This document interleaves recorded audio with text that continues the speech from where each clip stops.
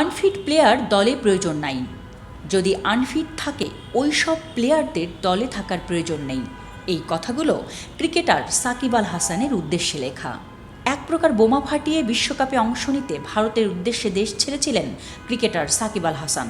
দলে থাকতে পারতেন দীর্ঘদিনের অভিজ্ঞ তামিম ইকবালও, কিন্তু কেন তামিম দলে নেই এ বিষয়ে সবাই অবগত। সাকিব তামিম ইস্যুতে বাংলাদেশের ক্রিকেট ভক্তরা এখন দুই দলে বিভক্ত। নিউজিল্যান্ডের বিপক্ষে সাকিবের চোট আবারও সেটাই মনে করিয়ে দিল। বিশ্বকাপে প্রথম ম্যাচ জিতলেও এরপর পরপর দুই ম্যাচে হেরে বাংলাদেশ দল বেশ চাপে আছে। ১৯ অক্টোবর ভারতের বিপক্ষে বাংলাদেশ চাপে থাকবে এ কথা বলাই যায়। আর ভারত বাংলাদেশের দ্বৈরথের কথা এখন সর্বজনবিদিত।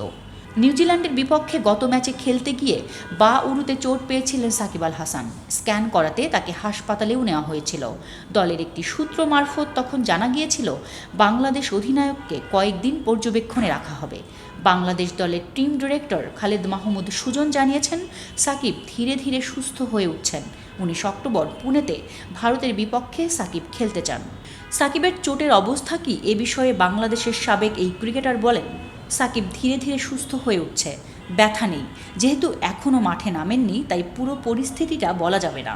তবে ভারতের বিপক্ষে সাকিবকে পাওয়ার ব্যাপারে আশাবাদী তিনি, কিন্তু ভারতের বিপক্ষে সাকিব খেলবেন কিনা সেটা এখনও অনিশ্চিত। নিঃসন্দেহে সাকিবের খেলাটা জরুরি ভারতের বিপক্ষে। ফিটনেস যেমনই থাকুক সাকিব নিজেও ভারতের বিপক্ষে খেলতে চান, কিন্তু তামিম ভক্তরা সাকিবকে খোঁচা দিতে ছাড়ছেন না। নিজের দলে কোনো আনফিট প্লেয়ার চান না বলেই নাকি তামিমের ফিটনেসের দিকে আঙুল তুলেছিলেন সাকিব। তামিম দেশের জন্য খেলেন না, নিজের জন্য খেলেন। তামিমের বিরুদ্ধে এমন অভিযোগও তোলেন সাকিব। তামিমের বিশ্বকাপ থেকে সরে যাওয়ার পেছনে বড় ভূমিকা সাকিবের, এমনটাই মনে করেন তামিম ভক্তরা।